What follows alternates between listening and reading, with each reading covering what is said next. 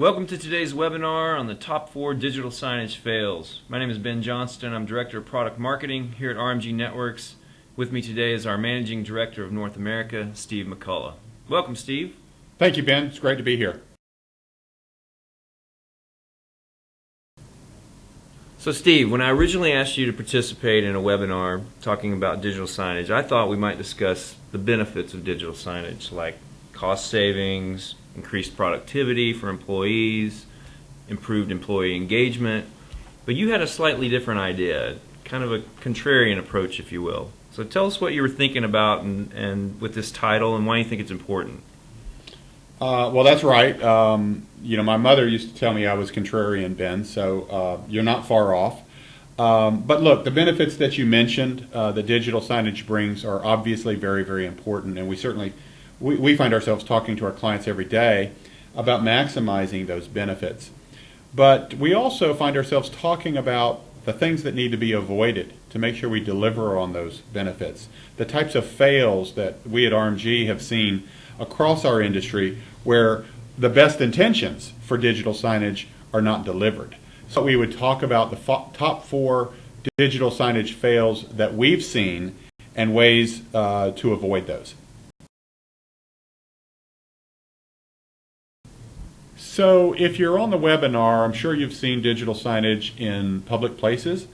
And like us, you've seen technology fails where the technology just isn't doing what the digital signage company intended. And we see examples here of error messages and Windows notifications and things popping up on the screen, things like that.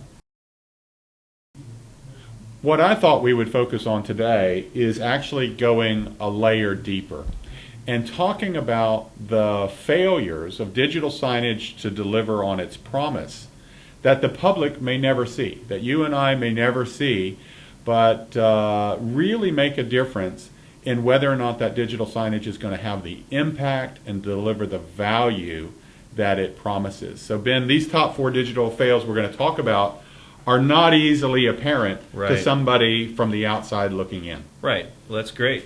So I'm game, and I know our audience is, so let's get started. Super.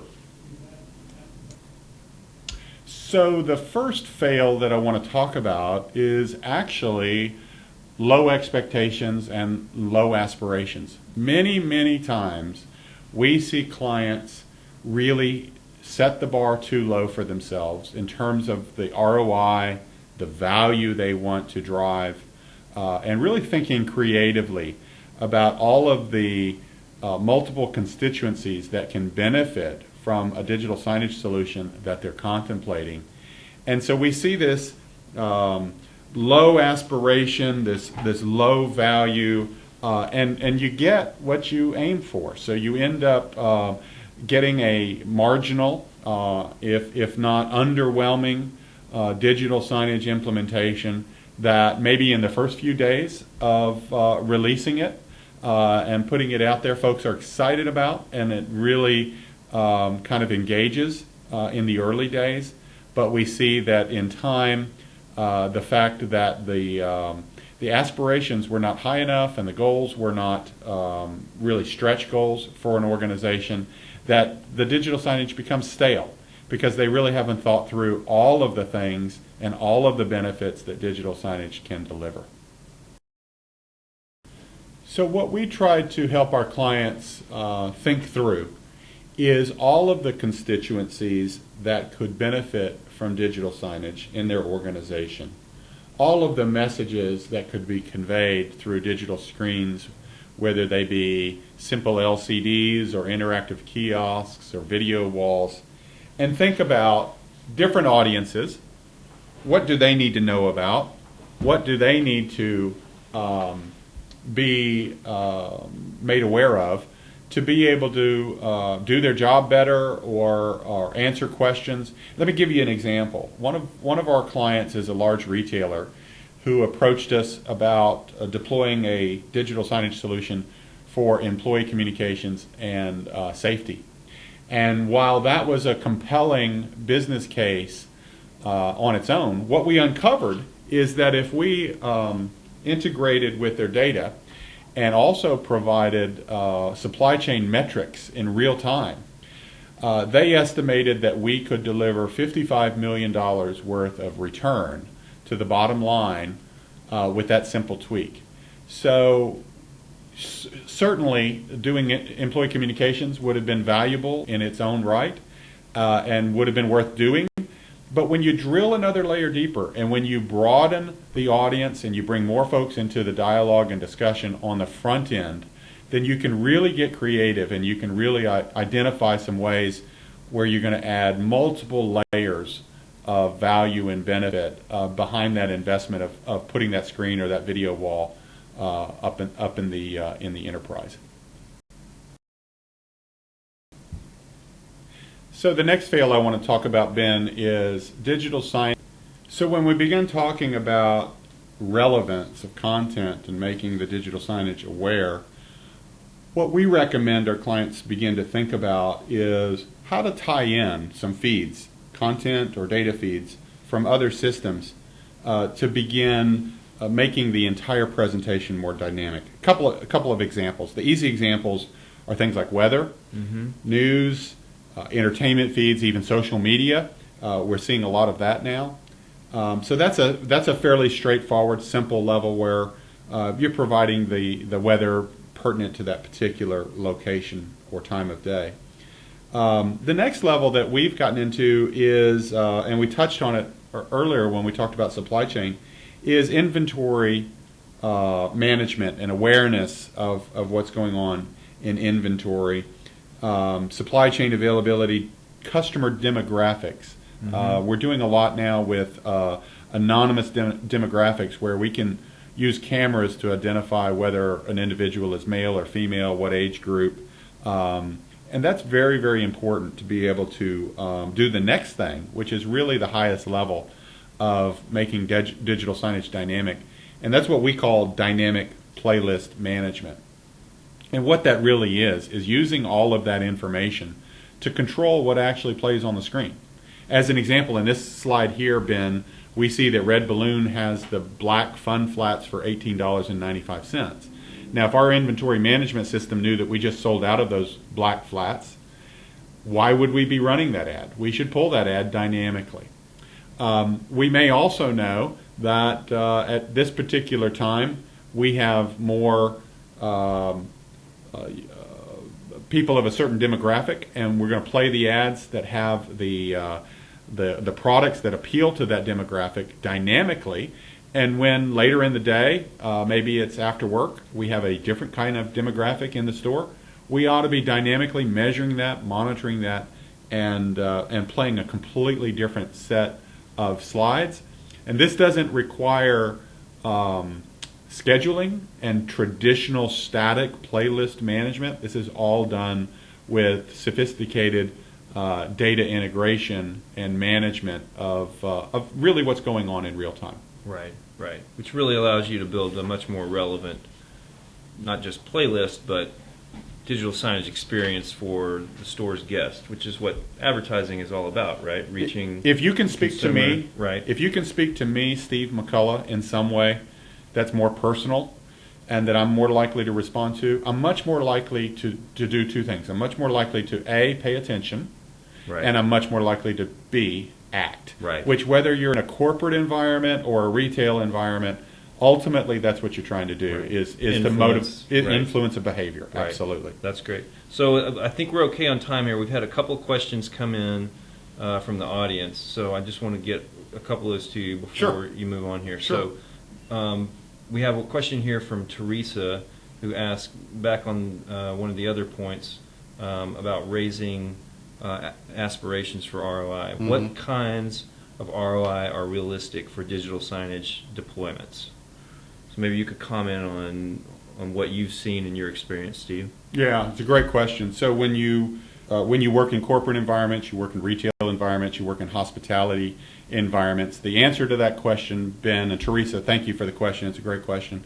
It does vary, as you might expect, and it also varies based on our ability to pull in multiple value propositions like we talked about in the earlier portion. It is not uncommon for us to see ROI that pays back the investment in less than a year. And it's not uncommon, Teresa, to see that ROI be even 6 months, or sometimes in a manufacturing environment or a chain environment where we're moving a lot of goods, very expensive goods, we can see ROIs that pay off in 3 to 4 months. So it can vary quite a lot, but in certain circumstances, it can be a very compelling return on investment model. So we got one more question here, Steve, and then I'll let you move on to the next point. Okay. Alec writes in, when you talk about dynamic playlists and facial recognition, it starts to sound a little like Minority Report. Okay. Doesn't that freak people out? Thank you, Alec. Great question, and one of my favorite movies.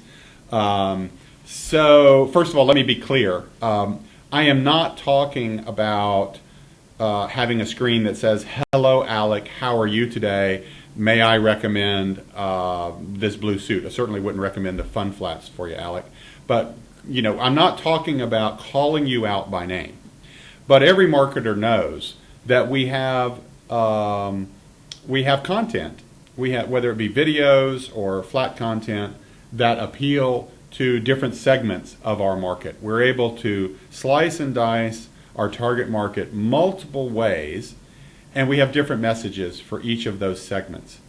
And so rather than randomly playing each of those content assets in a loop and hoping that the right content plays in front of the right person, what we're saying is that if you have some sense of who's standing in front of the screen, I'll give you another example. Some of our clients have check-in kiosks where they know not only what type of person is in the store, they know exactly who is in the store. So they would never say, "Hello, Alec," but if they knew you were there and knew you were in one of their demographic profiles, they might want to play the types of content that they believe will appeal to you. So their success in doing that obviously depends on how well they've thought through what you might like. But we're not getting one-to-one yet, but Alec, we're getting very much closer in our ability to dynamically decide what plays next based on what we know, not only about place and time, but about who's in front of the screen at that particular time. Great.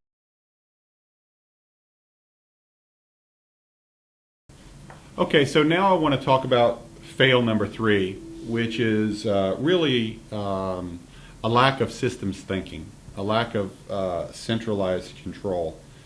Many times, I go back to my earlier point about not really thinking about all the constituencies. So that's key in building the value, but you've also got to think about who's going to use it, who's going to create content, who's going to manage content, who's going to input content, and how are we going to control all of this within our organization, whether we're communicating to internal constituencies, external constituencies, or both. And it's interesting, having been in this business for 14 years, many times, I talk to clients who have, when we really start peeling the onion, we find that they have 2 or 3 digital signage systems that they're supporting. So from a management perspective, that's a problem. From an IT perspective, that's a problem. And from an economic and commercial perspective, that's a problem. So the higher order really is really about bringing one platform to rule them all, as you like to say, Ben. Right. One solution that can really pull all of these pieces together and give everybody the voice that they need to leverage the medium. So what we recommend is really taking an enterprise view. And I'm thrilled to be talking to CIOs and senior leaders, business leaders out there, because you will understand the value of leveraging a single platform across your enterprise. RMG is not a huge company, but we have one email package. And I'm sure that each of the folks that are listening out here have consolidated on a single email platform. So having a unified digital signage platform gives you an amazing amount of control, gives you an amazing amount of extensibility, gives you an amazing amount of expandability, And as we talk about, the outward facing like public and retail, the internal facing like contact center, internal communications, supply chain, when we talk about all of the inputs, we talk about how to leverage mobility to make sure that folks have the information not only on the public screen, on their iPhone or Android, and how to leverage some of the social things that we have. When you have a single unified platform, it gives you the ability to really think outside the box and do some of those things. Whereas when you have multiple point solutions, you're limited to what each point solution can do, and each point solution is also limited to the audience that they can connect with. So I think this is a very, very important consideration when thinking about launching digital signage. So Ben, our next fail is really lack of integration, a solution that doesn't integrate. And I love the slide the image that we've selected here, because I think we all know that at the end of their very, very successful run, the Beatles were having some real challenges getting along with one another. And this image really kind of conveys that pretty powerfully. You can see it written on their face. And what it really speaks to is, and I've kind of said this in other ways, but digital signage, from our viewpoint, as a standalone point solution that does one thing and stands in its own silo, is a dead notion. And it's like the Beatles breaking up. It just doesn't work. It doesn't make music anymore. And so if the solution for digital signage that's put in place and chosen isn't able to tap into, the supply chain, the inventory management, the anonymous demographics, some of the things we've been talking about here, if the solution and the technology itself is not able to really effectively do that integration, it's going to stand on its own. And it's not going to be a band, it's not going to be a collaboration that really inspires. And like we said in point one, it doesn't live up to the value and the ROI and all the promise that it can deliver. So it's really about working together with the rest of an enterprise ecosystem to make sure all those parts come together. Great question. So, we talk about the digital signage ecosystem sometimes, and in our business we hear that phrase bounced about. And I like to think that the ecosystem that we live in is the business ecosystem. Whether it's the retail ecosystem or the distribution center ecosystem or the contact center ecosystem or Yammer and SharePoint and all the things that corporate communications cares about in their corporate communications ecosystem, we have to live and integrate into those ecosystems. Right. Great point. So let's talk about a couple of examples where integration has really been effective and worked very, very well. This is an example of a command center where we see integration with multiple systems being utilized to drive an effective global contact center operation. So, of course, in this example, it's very data-centric, but you still have a very nice, attractive screen that conveys the message. It has color coding alerts and is integrated and provides value because of the multiple systems it's able to pull and collate live real-time data from. And here's another example where we're really using real-time integration. We're getting content from the safety solution, safety and quality solution, from the production system with service and scrap and cost, even the HR system for workload and morale. We see some live data. We see some very easy to read color coding that kind of really makes you focus on the red issues and the yellow issues. And then if you notice, Ben, on the left, in this implementation, we also see mobile. Mm-hmm. So again, taking that same integration and not just thinking about a screen on the wall, but when a manager needs to be able to tap into this information remotely, or they're not on the shop floor and they need to know this kind of real-time information, an integrated solution and an integrated view around where all of that information needs to go for this constituency is key to the success in this environment. Right. Great, Steve. So we're wrapping up here, but we've got a few questions that have come in from the audience that I do want to get to here. It looks like we're okay on time. All right. So the first one is from Catherine, and she writes, do you have best practices for content publishing across departments?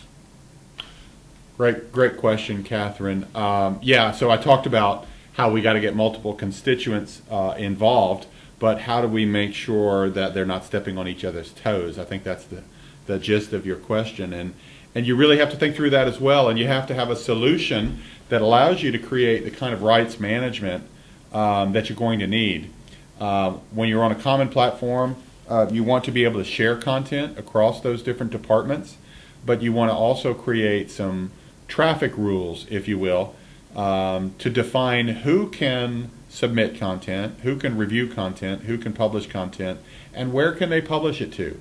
Maybe it's a certain set of screens, or maybe it's a certain area of a screen, or of all the screens, or some combination thereof. So we consult with our clients quite a bit around that very question about, now that we have 8, 10, 15 people who are going to create content, how do we manage all of that and make sure that they're not deleting or in some ways interrupting the flow of that information. So that's a very, very good question, and I think you have to think through it, talk through it, and you have to have a solution that can support that. Steve, we got time for one more question here. Robert asks, we've looked at digital signage in the past, but don't want to put sensitive data into third-party systems. Can you comment? Wow, great question, Robert, and you're right. When you're dealing with integration and when you're dealing with data, the next question is around security. So you're absolutely right. You do have to make sure that the platform is absolutely secure and can't be tampered with or get out to the outside world. We're seeing so many stories every day about security breaches. I know it's a very, very hot topic within the C-suite right now, and you're absolutely right. You have to think through, are you using your own network? Are you using virtual private networks on the internet? And what are the security implications? What are the ports that need to be opened? So we do quite a bit of security consulting with our clients around how to ensure that the content is safe and secure. So great question. So we're running short on time here, Steve. We've got a couple more questions here that I wish we could have gotten to. Thank you. Those questions were great. I just want to recap briefly here. So we talked about some of the key things to avoid in order to prevent digital signage failure. We talked about not setting the bar high enough for ROI and the importance of leveraging multiple departments to maximize the effectiveness of digital signage. Talked the danger of deploying a digital signage solution that's not intelligent or a dumb system, as you called it, one that's unaware of time, place, and circumstance, Yep. and really losing out on that opportunity to engage a customer or an employee with relevant content in order to help influence their decision-making process. Yep. Talked about systems that have a lack of centralized control, or a platform that doesn't have control of all the inputs and outputs, Or multi-platforms. or multiple platforms, Yep. and the overhead that creates, Yep. the additional cost that creates, lag on ROI, and then you summed it up with the point about lack of integration. Yeah. And when you're not all singing off the same sheet of music, when you don't have systems all tied in together, you can't benefit and surface all of that data in order to recognize that ROI that's everybody's in search for. So did I miss anything? I think you got it. I think it's really about taking this powerful communication medium to the next level. I personally believe digital signage as an app, if you will, is on the brink of version 0.0. We've gone through a couple of very primitive iterations, and what we challenge our clients to think through every day is, how do you push the envelope? It makes no sense to deploy what I would call a 1.0 or a 2.0 type solution when the technology is now there and it's caught up to the point that we can deploy these very intelligent, very integrated, very relevant messaging and communication solutions that really bring value, whether it's internal value, external value, but bring economic and shareholder value. And when you push the envelope, there's some really, really pleasant things that can happen. So I appreciate everybody's time today, and I certainly appreciate all the good questions. Great. Well, we thank you for your time, Steve, and I'll second that. Thanks for all the questions. For those of you that emailed questions in that we did not get to answer, we will follow up directly. If you have additional questions, you can always email us at info@rmgnetworks.com. Follow us on Twitter @rmgnetworks, or find us on the web at rmgnetworks.com. Thanks again for your time, everyone. Have a great day.